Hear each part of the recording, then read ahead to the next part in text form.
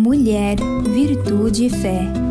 Um oferecimento Cargolift.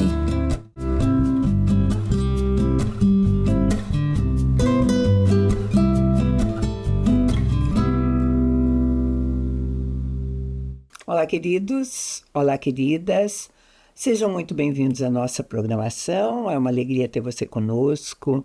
Muito obrigada pela confiança, pelo desejo de passarmos esses momentos juntos, não é, Eliane? Sim, né, Mirtes? Porque para nós é sempre um prazer estar aqui. Cada gravação são temas novos. A gente vem renovado também, né? Porque é muito gostoso. Espero que você goste. Hoje a gente vai falar sobre propósitos para um novo ano. Porque este já acabou praticamente. Esse né? já foi. Esse já foi e vem aí um novo ano. Às vezes, não é uma data mística, né? Porque você deita para dormir dia 31, no outro ano você acorda dia 1º, tudo exatamente igual, né? Exatamente. Mas o mundo celebra essa passagem. Sim, né? O mundo inteiro celebra essa passagem. E até com muita expectativa, né? De um lado ou não, né? Porque assim, dependendo do ano que você passou, você não vê a hora dele terminar. Né? Graças a Deus está terminando. E também, dependendo da expectativa, da esperança que você tem, você não vê a hora do outro chegar, né? Isso, e até de continuar o ciclo parecido. Sim, né? Mas é justamente isso, né, Mirtes? São esses ciclos. Se foi bom, você quer continuar ou quer melhorar ainda. E se foi ruim, você tem uma oportunidade de recomeçar. Bom, aquele lá ficou para trás. Agora vamos ter uma nova oportunidade. Sabe, mas algumas pessoas dizem que um pessimista, ele fica esperando o ano virar para ter certeza que ele acabou. Porque de tão ruim que foi, né? Às vezes acontece assim. Às vezes mas a gente tem que... esse final de ano, quando o ano está terminando, se a gente nunca parou para fazer reflexão nenhuma de como a gente está levando a vida, essa é uma época que a gente tem uma tendência de fazer um balanço, né? Isso, eu acho interessante. As duas coisas são fundamentais. Esse novo ciclo que começa se foi ruim. E vamos dizer, se o ano foi ruim, aí eu acho legal. O que aconteceu, né? O que eu deixei de fazer? O que eu poderia ter feito melhor? Porque em outras áreas, eles até chamam de balanço. Né? Uma firma faz um balanço anual, não é? Anual. Como é que foi as finanças esse ano, o que deu. Enfim, todo mundo. E o ser humano, nós como seres humanos, a Bíblia ordena que a gente deve se examinar. Sim, sabe? Examinar a mente. Não só nos finais do ano, mas deve viver se examinando. Mas né? hoje é uma característica especial, né? Propícia até, porque daí você pode mesmo falar assim, vamos dar uma olhadinha para ver como é que eu vivi esse ano, né? todo, exatamente. Às vezes precisa ter coragem até para fazer isso, né? Muito. Eu acho que tem que ter um desprendimento de querer ver as coisas e coragem de deixá-las vir, né? E as escolhas, né? Então a gente fala assim, o que é que eu vou escolher? Muita gente tem propósito. Eu dei o título mesmo nessa nossa conversa de propósito para o novo ano, porque a gente sempre tem. Por melhor que tenha sido um ano, tenha acontecido as coisas, o bom, além do bom, tem o ótimo, depois do ótimo tem o excelente, né? Tem padrão de excelência, pode ficar melhor. Do jeito que também não tem nada tão ruim que não possa piorar. Que não possa piorar, exatamente. Né? Então a gente tem que ficar atento. A fazer escolhas. Então a gente faz um balanço de como foi a vida e faz escolhas. Eu acho que fazer escolhas seria uma boa coisa se não tivesse o risco de fazer a escolha errada, né? Eu ouvi assim, como é pela primeira vez que a gente está vivendo sempre, erros vão acontecer, né? Mas eu acho que aí a gente entra com o perdão, né? A gente entra com o renovar a mente, fazer de novo. Enfim. E voltar a fazer. Mas o ideal é que a gente faça a escolha certa, de primeira. Né? Porque assim, a gente é a lei da semeadura. O que a gente plantar é aquilo que vai colher. Não tem outra. Não tem jeito, é assim. Às vezes o resultado da condução de como foi esse ano tem a ver tudo com escolhas que nós fizemos lá no início. Isso. Né? E o que vai marcar outra também. Né? Isso, e as nossas escolhas hoje vão dar o final do ano que vem, né? E assim vai. Assim vai, o que nós queremos, né? Então, como a gente disse, talvez alguns a olharem, viveram os melhores momentos. Nós estávamos numa live que eu participo e nós estávamos refletindo sobre isso, aproveitamos o momento. Então, para cada um, nós éramos em 17 pessoas na live. Cada um, o ano de todas ali foi diferente para cada um, em todos os sentidos, né? Para alguns, assim, em termos de saúde, foi o pior ano da vida deles, onde né? Acontece. Né? Nós participamos também de uma célula, tivemos assim muitas queridas com câncer mesmo, cirurgia e oração por familiares. Eu diria que, não sei se aumentou ou não, mas que tem muita gente doente. Muita gente doente. E assim, algumas diziam assim, é um ano para esquecer. E de fato, para alguns é assim, um ano para esquecer. Mas é um ano também para aprender, porque erros nos ensinam, se foi anos de erro, né? Sim, e de tudo mais. E também, vamos ser sinceros, a gente, dentro desse, continuando ali um pouquinho, se houve doenças, e se nós estamos aqui, se estamos virando ano, é para comemorar o vencimento dessa doença, né? Estamos vivos, né? Estamos vivos. Alguns não terminaram. Não chegaram, não terminaram, né? Exatamente. Então, aí tem uma pergunta muito comum entre os cristãos sobre celebrar o Ano Novo. Porque, para alguns, independente de ser cristão ou não, é muito individual essas coisas, não significa nada, porque no calendário você é virado de um dia para o outro. Uma noite é uma data ali no calendário. É o símbolo desse calendário, né? Então, agora, a Bíblia não fala nada mesmo a respeito de virada do ano, tá? Pelo menos nos moldes que a gente conhece hoje. Porque hoje celebra assim, você celebra a passagem do ano ou em família, ou então num clube, em festas assim, ou então em festas de rua, onde as prefeituras fazem fogos de artifício, né? E música, né? Tem muitas maneiras. No litoral vai todo mundo para a praia, né? Então, a maneira de celebrar essa passagem varia de pessoa para pessoa. E alguns cristãos celebram dentro da igreja. Sim. Tem o famoso culto de virada. Né? Uma ceia depois, alguma coisa, né? Agora, nada disso é essencialmente bíblico. Nada. Não. Tá? A Bíblia não vai falar mesmo, né? Mas se existe motivo para celebrar, eu acho quando, seja Natal, seja Ano Novo, seja aniversários, seja casamento, se a gente puder estar junto para celebrar... Celebrar, exatamente. Né? É o que é gostoso. Porque o ano já foi. O que nós podemos é conversar, contar. Se pudermos estar juntos e em agradecimento, né, em alegria, pudermos compartilhar com as pessoas que nós amamos, é o que tem de mais gostoso, né? A preocupação bíblica com isso nem deveria existir, sabe por quê? Porque para nós cristãos é viver a vontade de Deus o ano inteiro, todos os anos, enquanto estivermos por aqui, né? Aliás, cada vez mais, né? Porque a santidade é um processo, quer dizer, cada vez mais nós vamos estar mais Até próximos. A salvação é um processo, né? A gente vai... Mas, porque nos tempos bíblicos, a contagem de dias era feita de maneira diferente. Não tinha nem a precisão que a gente tem hoje. Por exemplo, na cultura judaica, um dia terminava quando o sol se punha. E começava quando o sol nascia. Agora, vai lá saber se ele se pôs às 5. Hoje nós temos essa diferença, né? Por exemplo, o sol aqui para nós, no sul, onde nós moramos, ele se põe em torno, no verão, vamos falar no verão, porque em cada estação também ele muda. No verão o sol se põe em torno de 18, 19 horas. 19 horas, No mesmo verão, no Nordeste, o sol se põe às 5 horas da tarde. Né? O país é grande, né? Grande. Já no hemisfério norte, o inverno, os dias são mais curtos, exatamente, nessas 5 horas da tarde. Daí assim, né? Vem, então não tem mesmo como está na Bíblia, a contagem de tempo era diferente. Cada povo daquela época tinha um calendário próprio. Né? E cada um vivia, né? Então... E também, né, Mendes? Como eles eram agrícolas ou ali, não tinha tanta diferença. Hoje a gente tem mercado financeiro, tem não sei o quê, tem um monte de outras coisas que fazem contar esse contar o tempo. E lá não, eles plantavam, colhiam, era a época do plantio que determinava se tinha comida ou não. Tanto é que a festa mais significativa para eles é a festa da colheita. É isso que eu ia falar.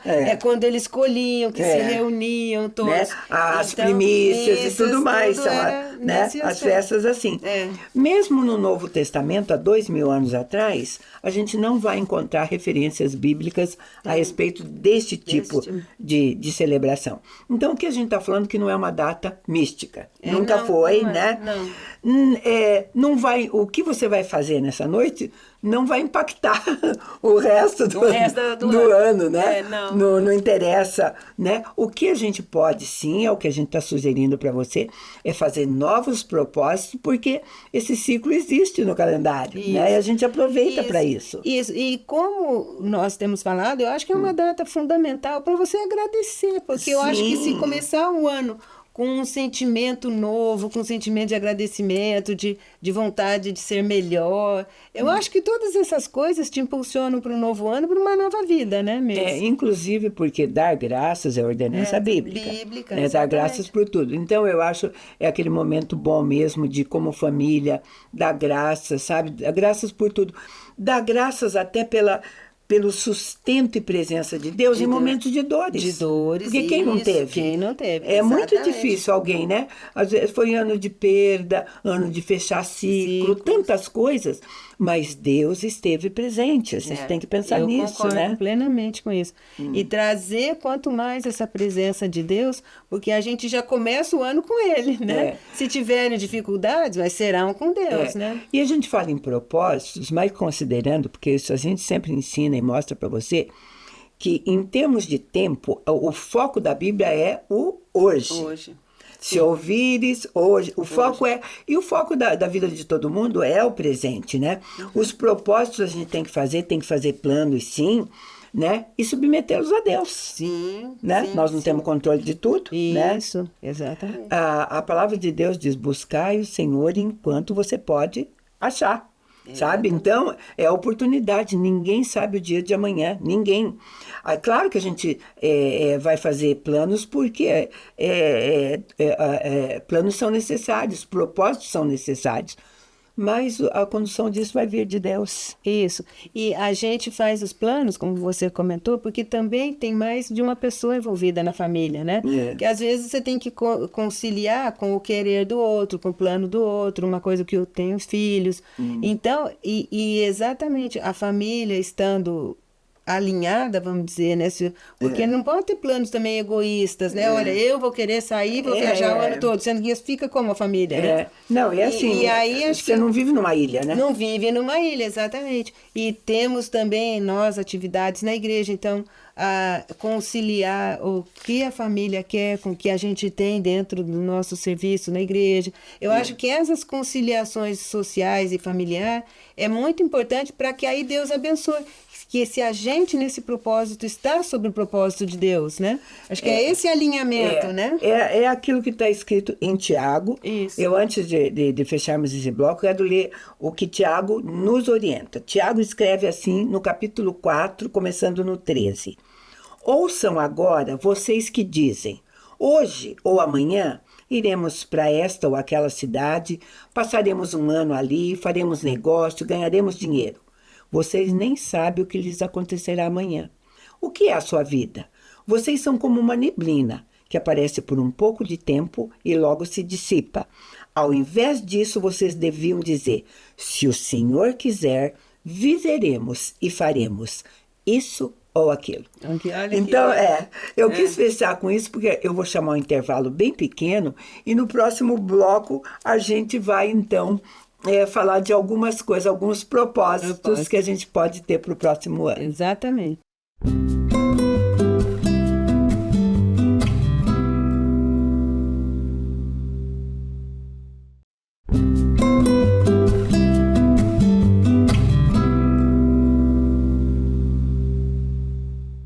Estamos de volta. Nós estamos falando de propósito para o novo ano que se aproxima, né? E eu sei que a gente tem uma listinha de propósitos quanto a mim. É assim, não, este ano eu vou emagrecer, né? Este ano eu vou para academia, né? Esse ano eu vou viajar. E os cristãos adoram falar, esse ano eu vou ler a Bíblia inteirinha, também tem isso, né? Então, propósito tem. Nós né? já temos um grupo que até já programamos com algumas pessoas para fazer isso. Porque né? sozinha é mais difícil. Porque é um propósito, tá? Mas, sabe, são bons propósitos. Né? Eu não estou dizendo que nenhum desses propósitos seja ruim. São bons. Nossa, eu acho assim, preparar uma viagem é tudo de bom, viajar, conhecer lugares, né? Mas como nós acabamos de ler Tiago para você, que tudo tem que ter debaixo da bênção de Deus, da aprovação de Deus, sabe? A gente selecionou alguns propósitos que têm a ver conosco, com a gente como cristão mesmo, e fazer isso diante de Deus, sim, tá? Sim, fundamental. Eu peguei um primeiro propósito, sabe? Decidir buscar a Deus de todo o nosso coração. Eu sei que você pode falar, eu já faço isso. Eu também, você também, a gente não duvida. Agora, a palavra de Deus, quando nos dá uma ordenança, o primeiro mandamento diz, ama o teu Deus com todo o teu coração, com toda a tua alma, com toda a tua força, com todo o teu entendimento, tudo. Então, não significa que a gente já chegou lá. Simples assim, né? Simples assim. E como nós falamos que a gente renova a mente a cada circunstância, a cada período, aqui está uma renovação de mente. Se eu renovo a minha mente hoje, eu já vou ter um outro parâmetro para procurar a presença de Deus, para me relacionar mais profundamente com Ele. E né? quando eu falar assim, de todo o coração, eu vou estar falando com a consciência de duas coisas. Primeiro, porque isso tem promessa. Sim. A palavra de Deus diz assim, buscar-me-eis, se me buscar de todo o meu coração, me encontrarão. Me encontrarão. Então, nós só vamos ter aquele encontro com Deus se nós estivermos buscando Ele de todo o nosso coração. Não porque eu preciso, porque eu estou doente, ou porque eu preciso de uma mudança, ou de alguma coisa assim. Que normalmente, às vezes, é assim, pela nossa necessidade, ou de acordo com a função que eu acho que Deus tenha que ter. Não, por estar mais intimamente relacionada com Ele. Sabe? Com a motivação correta, porque quando a palavra de Deus diz que Ele sonda o nosso coração, Ele sonda a nossa motivação. Motivação também. Né? Então, quando eu estou dizendo buscar de todo o coração, é porque Ele vai saber exatamente por que eu estou buscando. Certamente. Né? Ele sonda, Ele sabe, e aí Ele sabe se Ele nos dá ou não, né? Se Ele nos agracia ou não. Você pode até fazer coisas assim, tipo assim, vou buscar de todo o coração. Não vou faltar nenhum culto de domingo. Uau, não tem nada a ver. Não é disso que nós está falando, não é verdade? Exatamente. Né? Pode não ter, você pode ir ao culto e não se entregar a Deus entregando o teu coração do jeito que Ele quer e tudo mais. Hoje em dia, né, Mirtz, já que nós estamos falando de projeto para o ano que vem, de repente entra aí, deixar um pouco das redes sociais, a gente vê muita gente, tudo bem que as Bíblias estão nos celulares, mas a gente vê muita gente na rede social enquanto está no culto. Então, assim, tem que cuidar com a intenção do coração. Você está no culto, mas o seu coração, que é o que Deus quer, não está lá. Está né? para Ele lá. Né? Então, essa decisão não é uma decisão tão simples e a gente está falando de propósito, porque eu não estou falando de voto, porque primeiro que a palavra de Deus diz que a gente não pode fazer voto de tolo, voto que a gente não vai cumprir. Que não vai cumprir. Né? A gente não vai, né? Até tem uma condição neurológica aí, né, da neurociência, que é muito prejudicial, que cada voto que a gente faz e a gente mesmo não cumpre, o próprio cérebro desacredita da gente. Né? Tipo assim, entra lá, mais uma promessa que você não vai cumprir, joga lá no esquecimento. Fica mais difícil cumprir promessas. Vamos juntar a ciência com o inimigo das nossas almas, que também vai falar a mesma coisa. Vai buzinar, você de novo. Você não consegue, né? Bem assim. E sabe, quando eu digo de todo o coração, é com a motivação correta, com essa intensidade, porque algumas coisas você pode ter como propósito, por exemplo, de fazer isso de todo o coração, assim, não, por exemplo, vou pregar a palavra de Deus. Ora, quem duvida que pregar a palavra de Deus não é bom? Sim. Mas a motivação que você vai pregar, Porque tem a ver, né? Assim, vou pregar aonde, para quem... Para exaltar um ego que precisa ser inflado, que aparece. E tudo mais, tem tudo ou isso. se é para realmente transmitir a mensagem de trazer Deus, pessoas né? a Cristo, Cristo, explicar, né? Às vezes acalmar ou levar, porque quem fala de Deus normalmente vai levar tranquilidade, misericórdia, amabilidade para as outras pessoas, né? Falar de Deus. Eu elenquei essas coisas, eu elenquei buscar de todo o coração, porque todas as outras que a gente vai falar aqui tem a ver com essa. Se essa não acontecer, por exemplo, a orientação, vou tomar uma decisão, a orientação da minha vida vai ser a palavra de Deus. Nós somos rápidos em falar, mas a Bíblia é meu manual de vida. Você não fala isso? Fala. Eu sigo o que está escrito lá, né? Não sei, existem tantas interpretações e flexibilizações a respeito de viver essa palavra, né? Sim. Se você abre um capítulo, como eu tento fazer quando falo um pouco, levo a palavra de Deus, eu vou contextualizar, eu leio alguma coisa antes, vou lá buscar o que o autor está querendo e vejo alguma coisa depois, justamente para não dar o lado pessoal, né? Porque senão você pode colocar uma vontade sua ali, porque se está no contexto, ele já diz, né? Tirar do contexto é complicado. Então, se não for assim, eu também não vou estar buscando a Deus de todo o coração. Essas coisas vão estar realmente atreladas, né? Uma outra coisa, né? E essa a gente falou este ano inteirinho. Se você nos acompanhou, aí o ano inteiro nós falamos. Rever alguns conceitos na nossa mente. Na nossa mente, exatamente. Né? Se não tiver baseado na palavra de Deus e fortalecido na sua vontade de estar com Ele, como nós falamos de todo o coração, não vai dar, né? A mente vai ter os seus subterfúgios para tudo. Sabe, queridos, eu digo isso com tranquilidade, porque nós nos conhecemos e alguns de nós... põe essa dependência em nós mesmos. Tem pessoas que dizem assim, eu vou fazer tal coisa, vai depender do meu esforço. Não é verdade. Sabe, Tiago acabou de dizer, vocês que dizem, tá? Mas muita gente realmente faz propósito, onde o que ele está colocando no propósito para o ano que vem vai depender do esforço dele. Né? Isso, é uma combinação, né? Em algum momento vai ter que ele persistir, porque as mudanças são difíceis. Mas se ele não se deixar amar, não se deixar envolver, que o Espírito Santo faça também a obra de Deus à vontade na nossa vida, é difícil, né? Porque assim, quando Deus faz, parece que flui, né? A coisa acontece. Eu frisei o próprio esforço, porque isso não é só na minha vontade. Porque o próprio evangelismo, o reino, a palavra de Deus diz que o reino é tomado à força, não é simples e fácil. Não é simples. Sabe?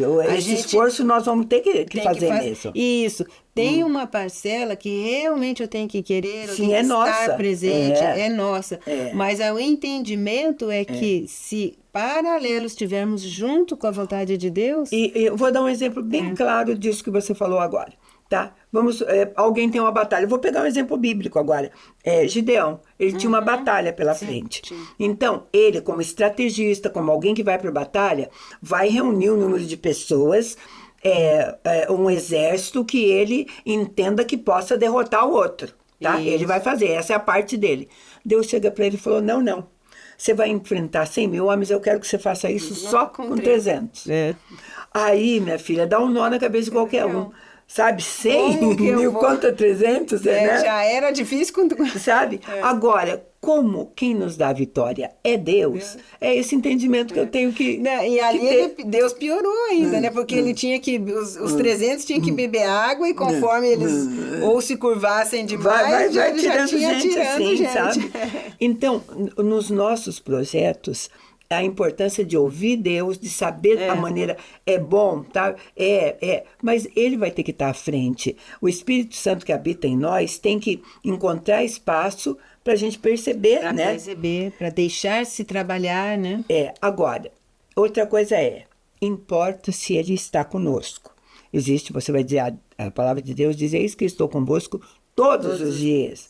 Essa é a palavra que está escrito lá, é uma palavra Logo, precisa ser rema na tua vida, porque você sabe que ele está ali, mas às vezes você o ignora, você faz por tua conta. Exatamente. Não é isso que acontece, tem né? gente que rejeita, que é muito pior, e tem gente que ignora. Então, você tem um projeto ótimo. Não interessa os detalhes do seu projeto. Você pode pôr os detalhes que você quiser, eu ponho o que eu quero, ela põe o que quer. O que importa é que Deus endosse esse projeto. Que esteja envolvido. Que eles, sabe, porque tem coisas que para nós não tem lógica. É a história do 300 contra 100 mil.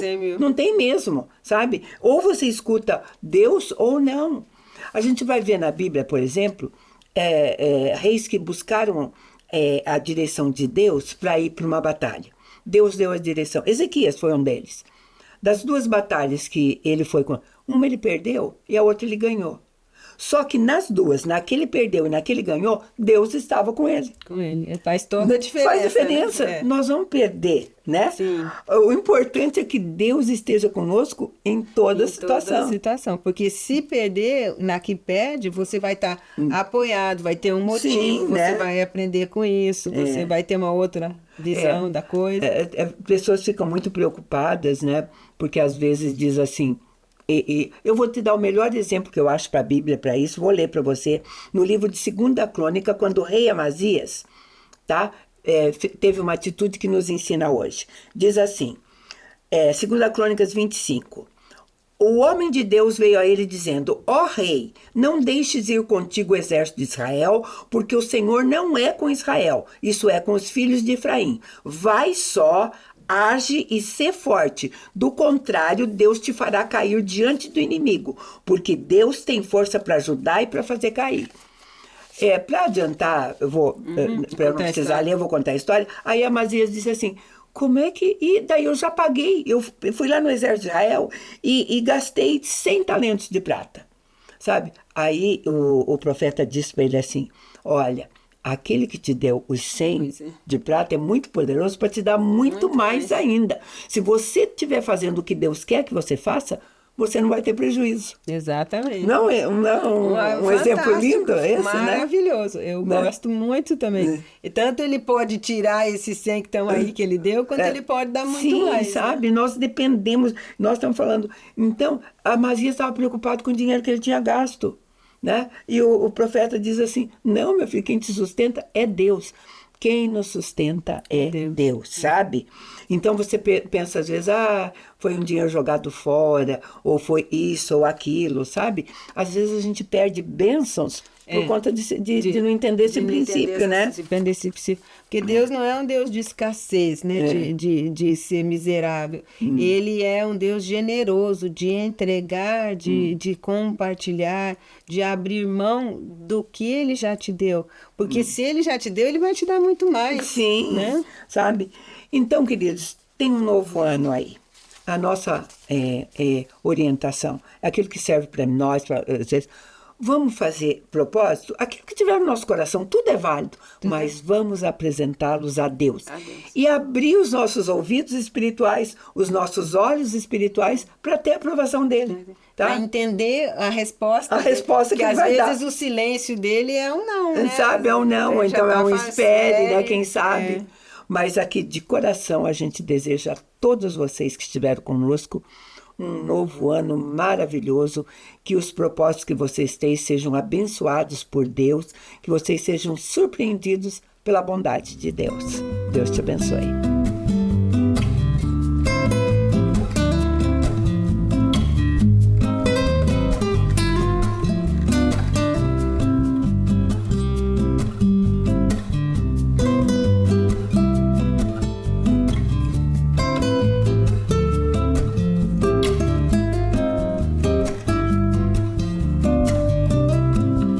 Mulher, Virtude e Fé. Um oferecimento Cargolift.